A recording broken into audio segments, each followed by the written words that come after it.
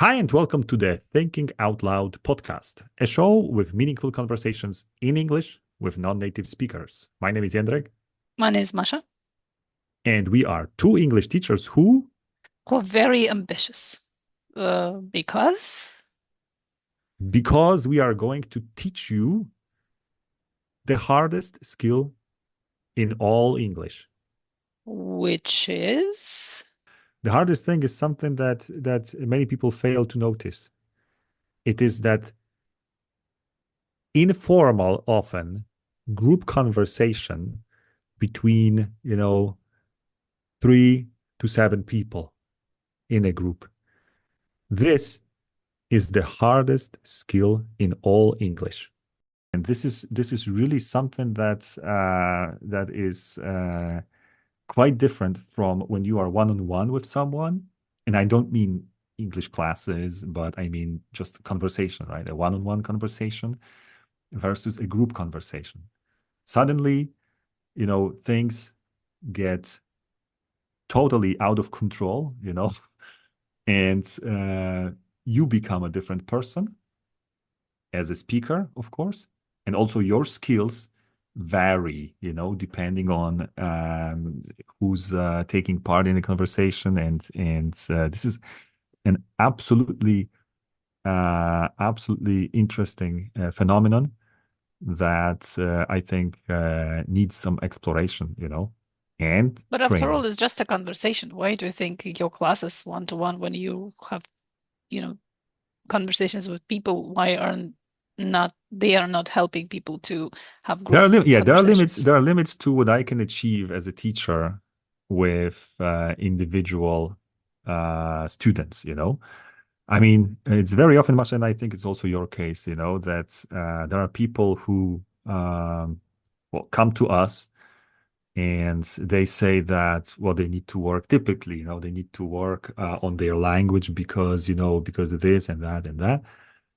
And then you have the first class and the subsequent classes, and you say that that person is great.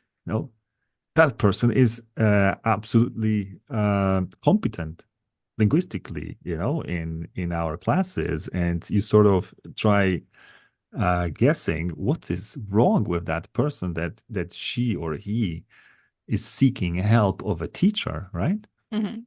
Because the communication works fine. The syntax is very strong. Vocab is pretty rich. Pronunciation is correct, right? Hmm. And then there are some clever ideas on top of that, right? So you think like, well, this is a complete speaker, right? And yet that person seeks help of a teacher. And, I discovered that only recently that there is a certain psychological mechanism, and it works this way. You find yourself in a usually group conversation. I know you travel abroad, whether, for business or pleasure, doesn't matter. And then you get yourself in a group conversation. By group conversation, I mean something like, 4, 5, 6 people, sitting uh, At a somewhere in dinner a table. at a dinner table or somewhere in a restaurant. It's quite noisy. It's the environment is pretty hostile to having a conversation, but at the same time, well, yes, they communicate. And this is where you realize that your skills are just not there, because you struggle to follow the conversation. What is it about? And then you struggle to contribute in any meaningful way, like, to say something that others would later pick up and develop and whatever. And, you end up being marginalized. You end up being not yourself, basically, kind So of do you think the level introverted. of stress depends on the size of the audience? Yeah, yeah, very good question. It's not about the audience, right? Because we cannot say Well, that this is your audience, audience. yeah, yeah. This is not like public speaking. Public speaking is something Well, different. but still you And have to you, perform, even if your turn is very short. I mean, yeah, yeah, you're you're right. performing, and You're right. and But five people are, have their eyes on you and listening to you. This is stressful. Absolutely. Except it is stressful, of course. But once again, um, it's different from public speaking because you don't have any speech prepared or any presentation, but it's just there, and very often, your contributions are super short. They're just about, one or two sentences, and then someone else takes their turn. I call that a fast conversation, you know. This is what I call a fast conversation. It means that the turns are very fast.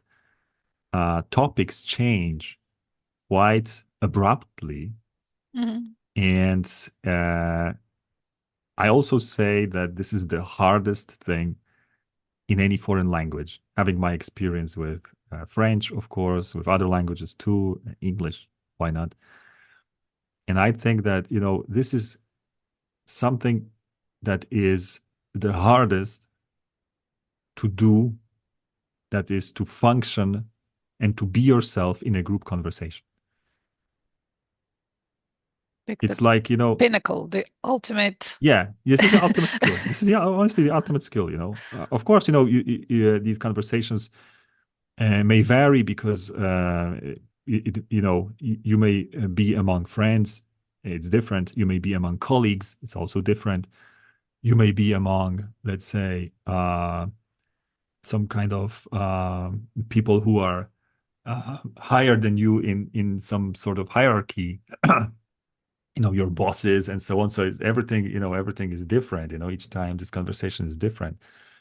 But at the same time, uh, this is really difficult to be able to kind of survive, not to mention thrive, in a group conversation, in a fast conversation where the turns are very fast. And you want to be part of this conversation, right? Because, you want to make yourself visible in a way for whatever reason, right? Mhm. Social or professional. You want to basically um, leave a stamp, on that group conversation so that people remember you maybe afterwards. And like I say, this is a totally different skill than one-on-ones, really. And many people who come to me and to study one-on-one, they don't realize that. They think that, okay, I was hurt in a group conversation, probably. And so I'm gonna, get back to my room. I'm gonna shut the door, I'm gonna open the books, I'm gonna revise my grammar. People very often think that the problem lies in language, purely in language, right? It's my language is not enough. My vocab, sorry, my vocab is insufficient. My grammar is limpy. So if I brush up on that, then I will survive my next group conversation. This is not exactly the right approach, in my opinion. It would be Because sometimes it is, but it's very easy to fix.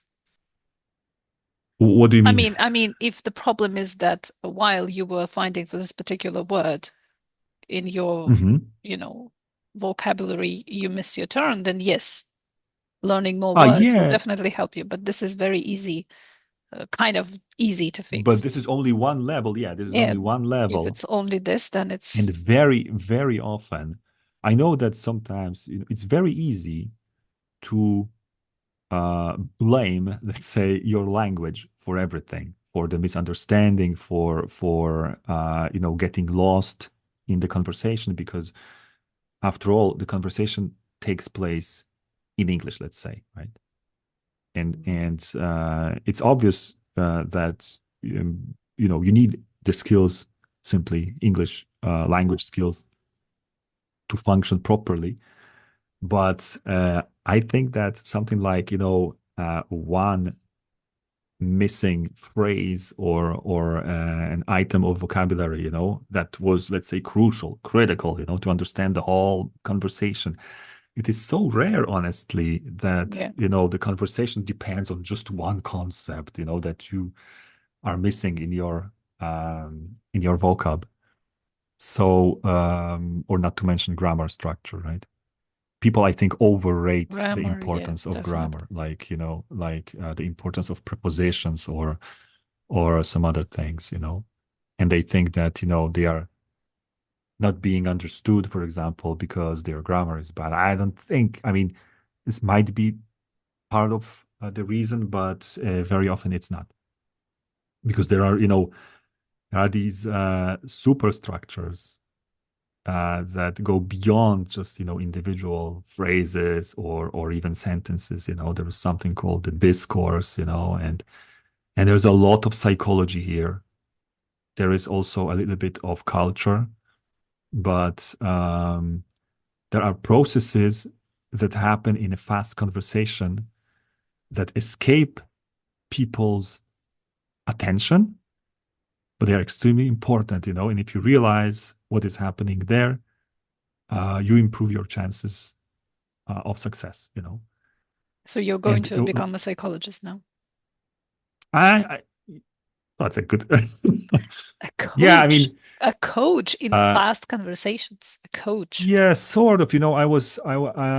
I'm still, struggling to get to terms with that. Teaching versus training. My heart is, of course, in the teaching, side, not in the training. But I see that I want to help people. I want to help people, make them successful, and also help them to overcome certain problems that they may not even be 100% aware of. And this is exactly, everything, like, in my opinion, starts with interactions that are wider than just one-on-one.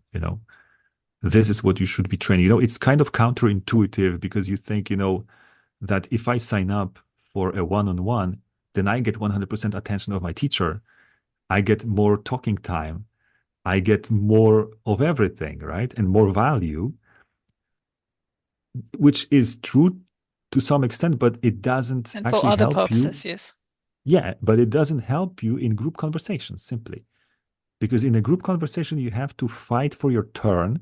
It's not like, everybody's giving you the floor and now you speak, right? You have to fight for that turn. You have to find the right moment to contribute.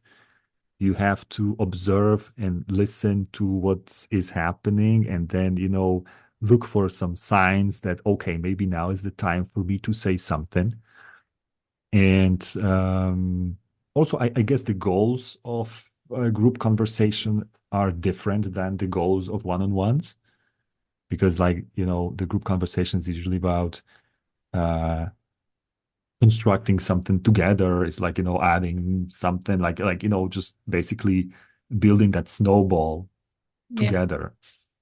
Yeah, it's not so much about, arguing your point and or arguing with someone. It's more like a social kind of event, right? Yeah. But still, it's super important, I guess. It's super important in our lives to be able to participate in such group conversations with people from different countries, of different origin, and to participate as an equal, not as, some kind of an inferior, language learner, but as an equal. And I think it's really worth exploring and worth paying attention to. So yeah, that is the concept. That is the concept. It's called fast conversation, and I also hope, Masha, that You you are coined going it. to. Is there a Is there literature about it? you're Is a there like coiner of terms. is there a handbook? Is there a handbook on how to survive or thrive in a fast conversation? There is not, In a foreign unfortunately, language. There are in a books foreign on language. Yeah. communication, lots and lots of them. Yes. But this is really, really interesting. The more I read about it, the more I find it fascinating that, first of all, relatively little attention has been paid to um, the behavior of a foreigner or a second language user, basically, in a group conversation. And, there are books that take it for granted that your language level is pretty high. The only difference is your culture, right? For example, because there's like this, intercultural cultural communication where the Westerners, let's say, put the most important things first in the conversation, right? So this Mhm. is where they, mark the topic and, we are going to talk about this, and so on. And the Easterners, Asians, for example, they start with some kind of a preparing of the subject. And the most important thing is actually expressed at the end. And okay, that may create quite a lot of misunderstandings because, you know, um, when the Westerner is listening to an Asian, like this is again very stereotypical, right? Because this is the typical Westerner listening to a typical Asian. But then they think that, I understand all that he's saying, but I don't know what does he mean, right? Because, I because the message. actually think it's the other way around very often, at least for, people from Ukraine, when they get Mhm, into this, I won't say international, but more Westerner, let's say, environment, and they get mhm. to a meeting when the boss is speaking about something, and they kind of like, when are you going to get to the point? And it's very difficult, and they try very hard, they concentrate very hard because they think that, every word is important, but actually it's so watered down that Yeah. they should relax, just relax, and eventually, they will get the point. They don't need to understand every word. Yeah, that also depends because what I'm talking about right now is the business environment and certain I know negotiations and so on. It's not what is happening if you get yourself into an informal group conversation at a conference, or Maybe. somewhere, right? Because I guess it also matters, whether it's some sort of professional negotiation or just a group conversation with colleagues from But abroad. still, I think of East Europeans, they're more, kind of cut the bullshit and more to the point, even if it's very, very informal conversation.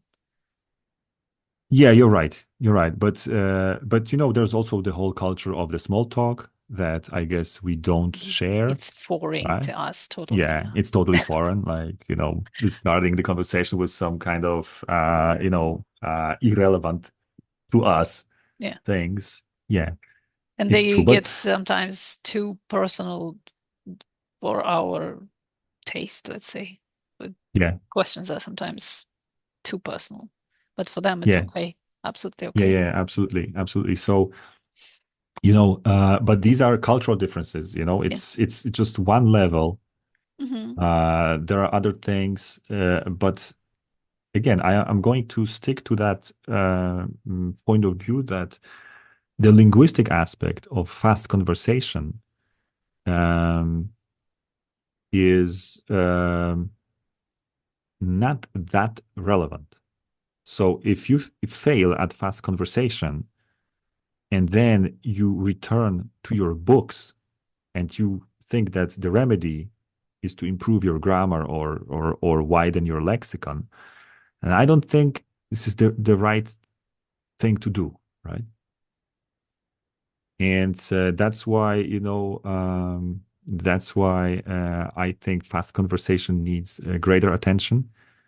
And it also takes convincing people to take part in this sort of course, because once again, people, and rightly so, of course, they may have their own opinion about their needs, right, or their solution. And very often, I will repeat, I guess, for the second or third time. Very often, what you see is just language, that you struggle with language, but you don't see this kind of wider context, right? That this is not purely linguistic thing, There is a lot of by psychology. I think I didn't mention that, but there is that kind of there's a lot of psychology when people meet together. There's always someone who dominates. There is someone who who supports, there is someone who is, very loud and noisy, and someone who's very silent, and and also there are people who are more competent linguistically, for example, and there are people who are less competent. There are men, there are women. They're all different in how they communicate and who they become in a conversation. And it's also quite important to overcome certain psychological issues related with speaking in a group. And basically, what is happening very often is that you get dominated by others, right? That you kind of, even though you're well educated, you're a professional, you're smart, and so on, but you just can't show it because it's not because your language is poor, but because others kind of dominate the conversation, and whatever you say, even you think it's something clever or funny, but others are like, what? you know, Yeah, I think it's everybody just who's that. listening right now will immediately, remember a colleague or a friend whose language skills are definitely they consider their language skills definitely mm, Inferior. inferior. Yeah, well, I'm struggling to I don't Yeah. want to okay, inferior to theirs, but at the same time they are thriving at these conversations. It Yes. demonstrates your point that it's not only about language and linguistic Yeah, content. yeah. It's not just a linguistic challenge, There's a lot of And these psychology people that don't is care involved. if they make mistakes. They are just Absolutely. great, Yeah. communicators. And I think that the moment when there is some sort of misunderstanding or miscommunication, sorry, miscommunication in the group conversation, you automatically blame language for it. That, oh my God, it's I said something, I used the wrong preposition, or I botched the grammar. But it's not always the case. It's not always the case. But even if it is the case that there are always the chance to repair, and your attitude to Hmm. it matters a lot. Yeah, Take it with, yeah, yeah, you can do it in a humorous way. You can use it as an yeah. opportunity to, I mean, people will remember you after. It's again about your point. You want to be visible. If you turn it into a joke, a nice, I don't know, exchange with somebody, then why not? But if you just shut down and, retreat and curl into a ball in your bathroom, then that's Yeah, it. I know that also from my experience, when I tried to participate in a conversation in French, and it was hard as hell because, first you need to find that very, very narrow window of opportunity, when you can contribute.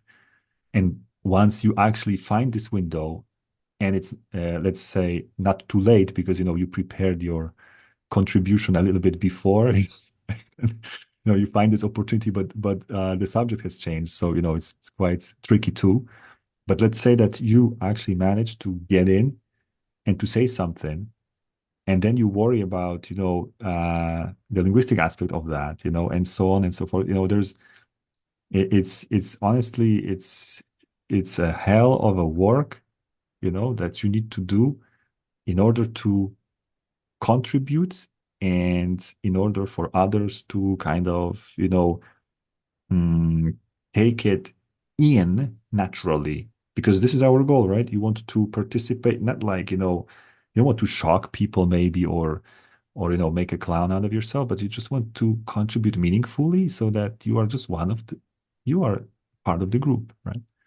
Yeah, but if you put aside linguistic component of it, if we say that, okay, the person is quite competent, do you think the psychology is the same in whichever language? Because I mean, these conversations are difficult even in my native language when there are five Hmm. strangers in the room Yeah.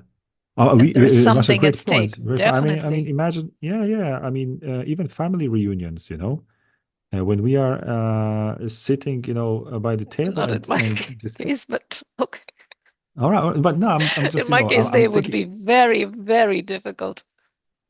but yeah, but I'm thinking about myself, and contributing to this kind of conversation with people who you know very well, it's also not easy, you know.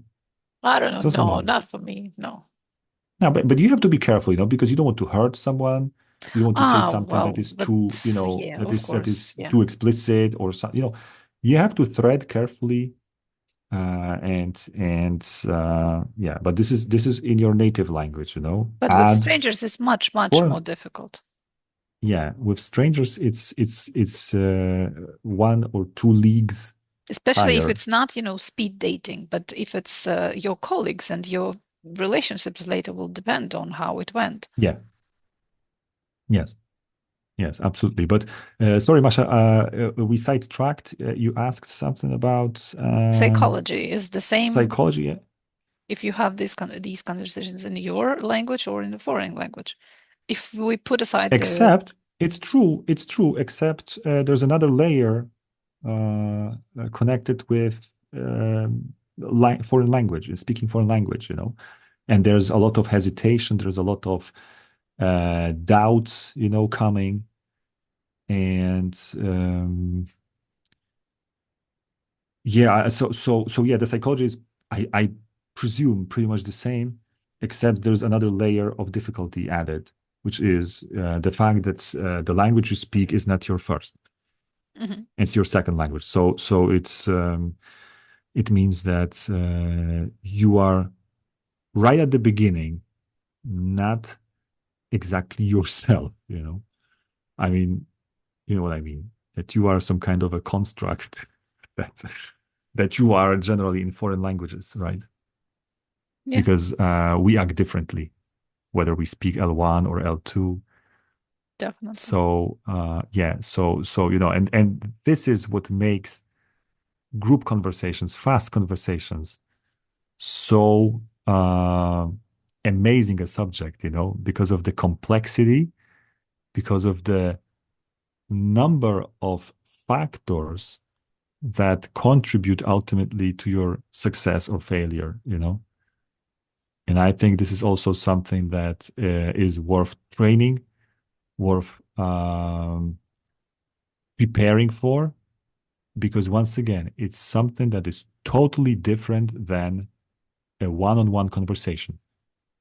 Whether it's a one-on-one in a foreign language or the first language, it doesn't matter.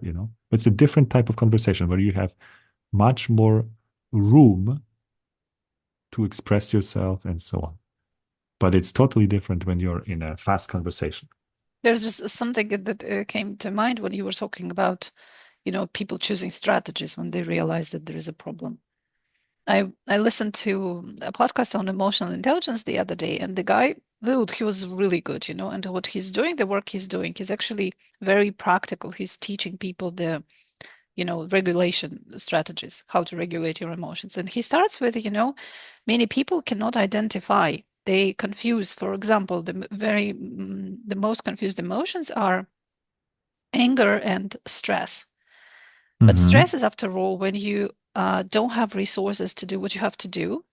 And anger is usually your reaction to injustice. Something is unjust and you feel anger. Mm-hmm.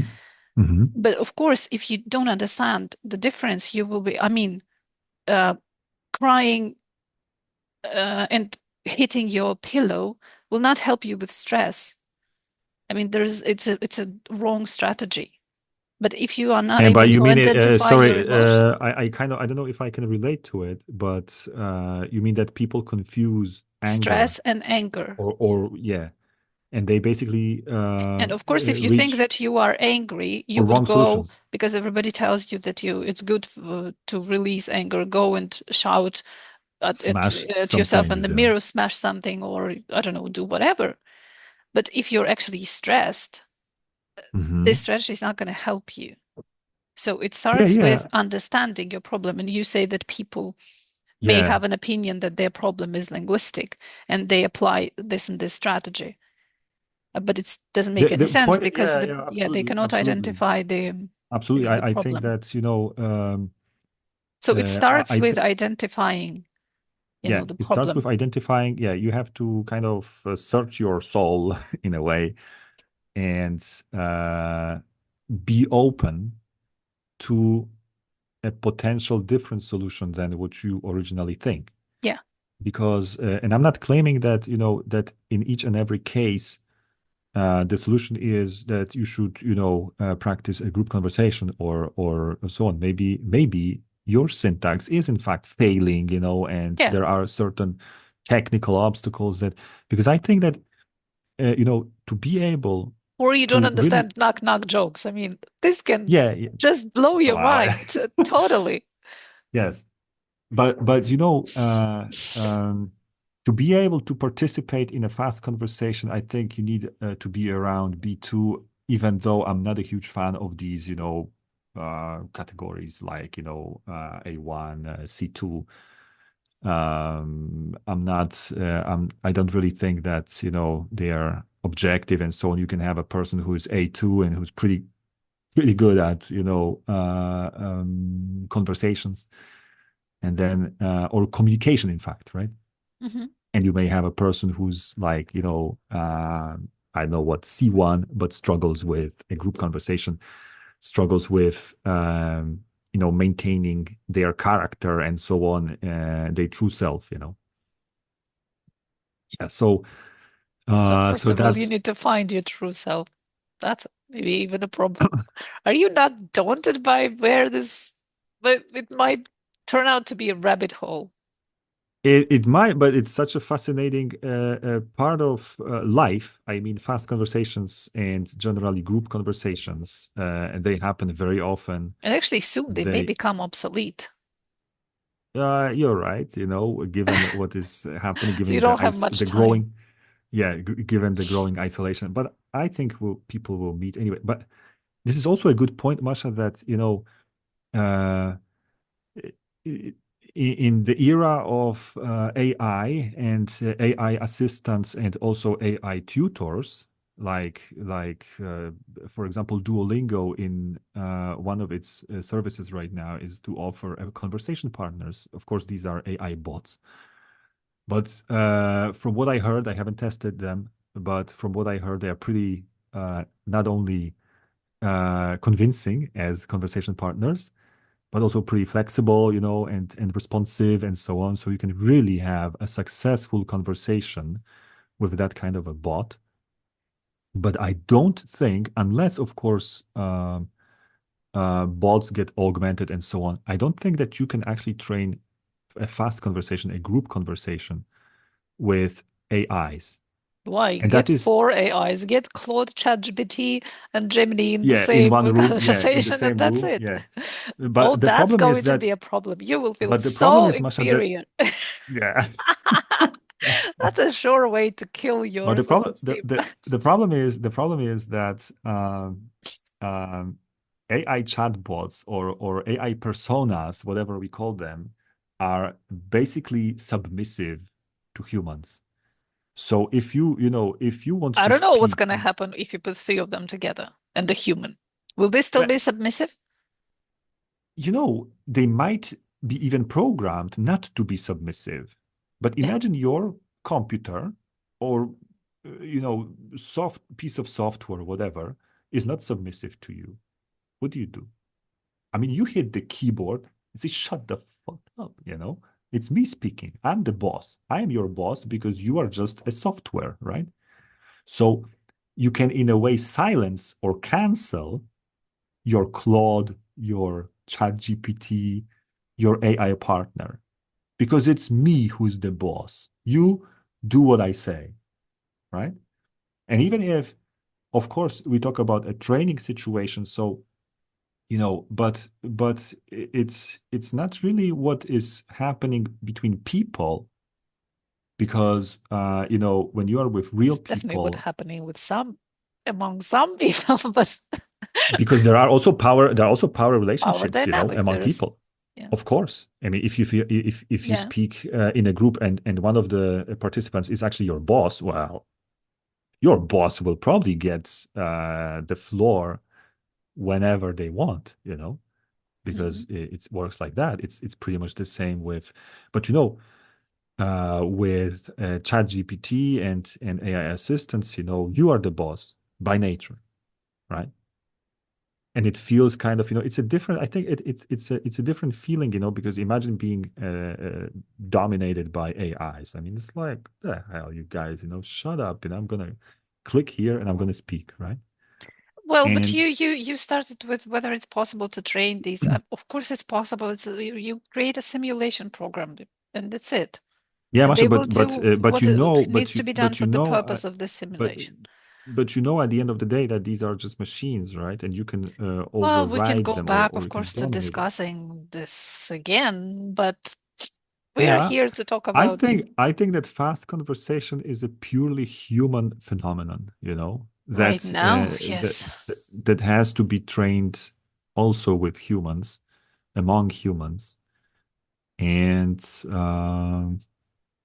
yeah, that's why I think it's also fascinating because it's so unpredictable, it's so um I don't want to say chaotic because it's not chaotic. There is certain structure, of course, even given that, one person speaks at a time, you don't have I all the wouldn't call people it a speaking at the same structure, time. though. It's But there's the wrong word. certain logic to it, There's certain logic to it for sure.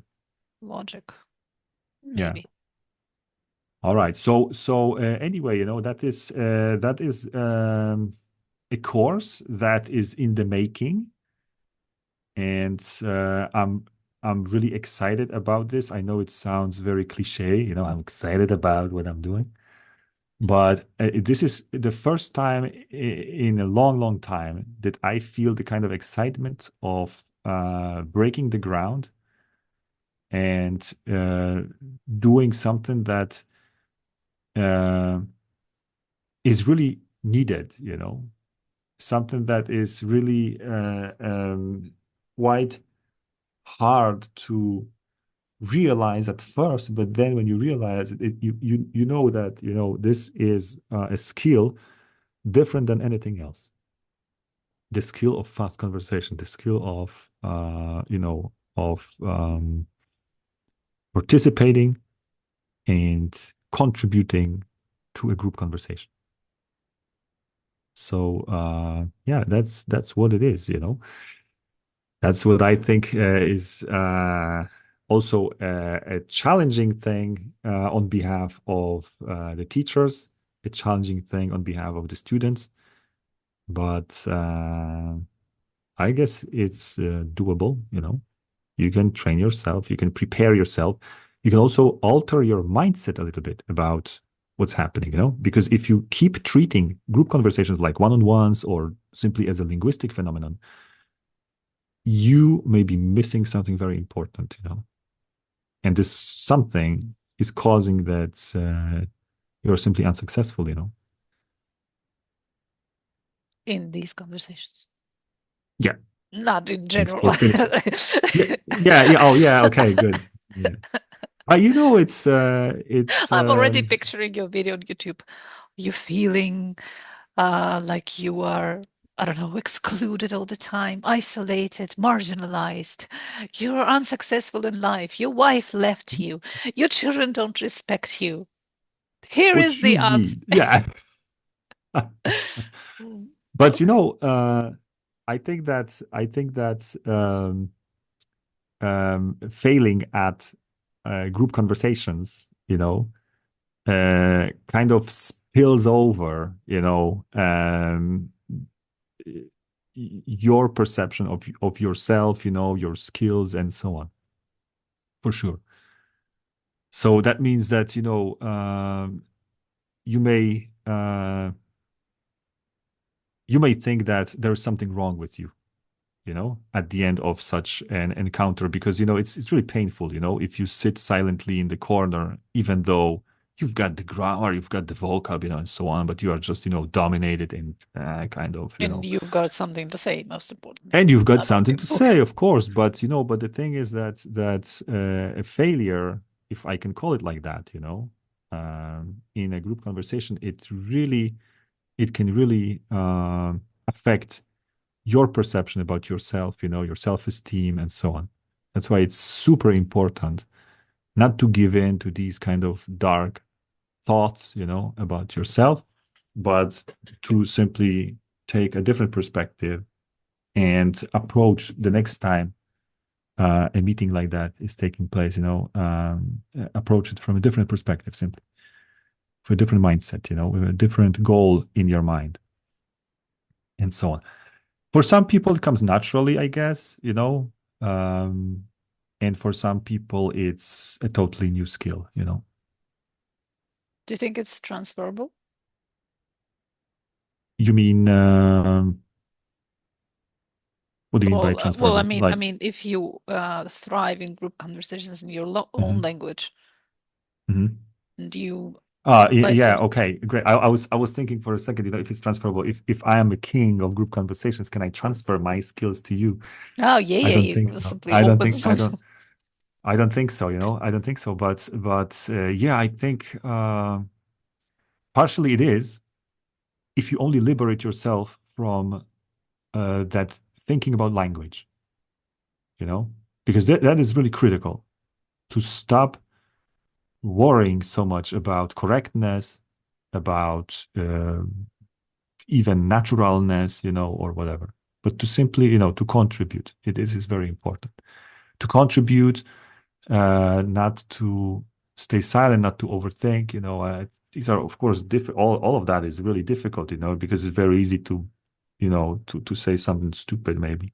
Actually, I don't know But about this transferable thing.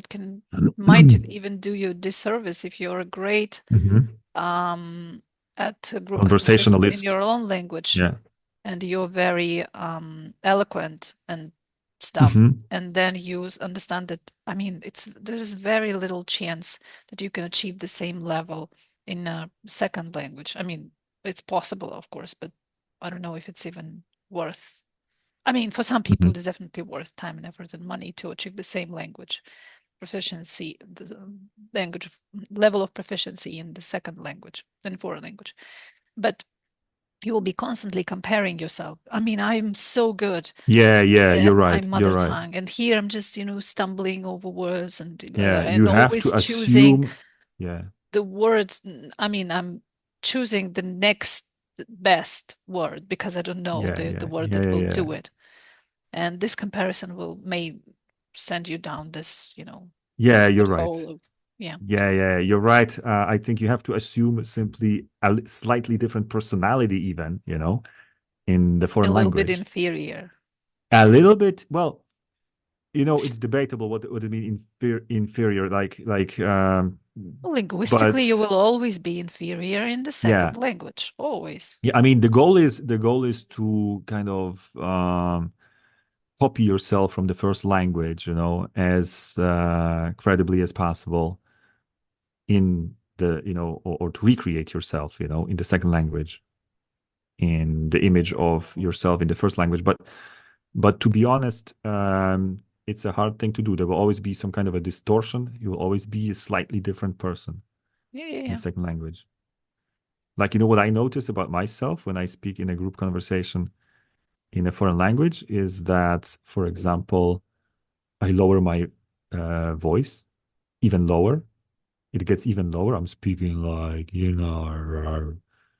this is what happens. I mean, it happens quite uh, subconsciously, but if I am to explain it anyhow, I would say that, I do it because the lower voice somehow gives me greater authority.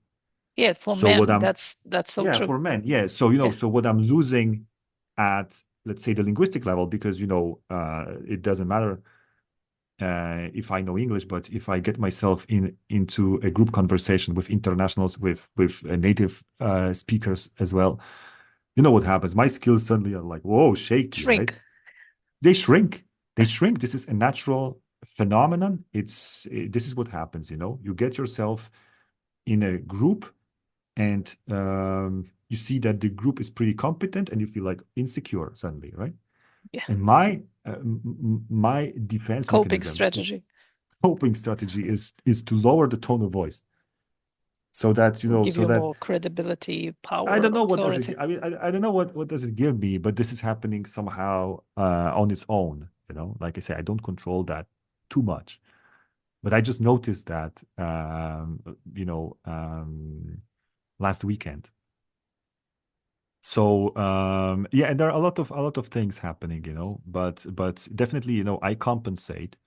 I'm not the same person. I'm not claiming I am, in the second language, even if I speak the second language pretty competently, let's say. But I'm not. But there are certain strategies, I use, and yeah, so that I assume a slightly different persona, you know. All Well, right. That is it. I hope we managed, Masha, to introduce the concept of fast conversation. And this is maybe not the last time we are talking about it, because this is going to be the story of the next good few couple of months, I guess. decades. But yeah, maybe a couple of decades. I don't want to say that every episode of this podcast is going to be dedicated to fast conversations or aspects of it. But you are already like, what the? No. I want to give me back my good old conversation. Yeah.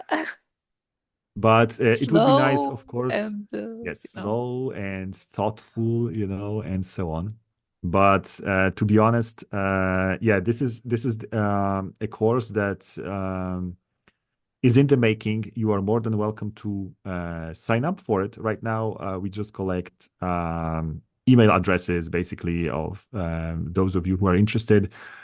You can go to our website. It's studiomentals.com. The website is back online. It was offline for quite a while, but you can check it up. There's also a separate website address called fastconversation.com. Pretty simple. There is And another this is where, address, tolpodcast.com. but this one is about the podcast. So yeah, but of course you can also visit this podcast. You can contribute also to our newsletter, which I recommend doing. Does it But have a website in the same boat.com? not really, But the newsletter is on Substack. So yeah. We're all over the Fine. place. All the links are in the description. Yeah, we are all over the place, Masha. So that's true. All right. Thanks for listening to this kind of special episode where we introduce a certain concept.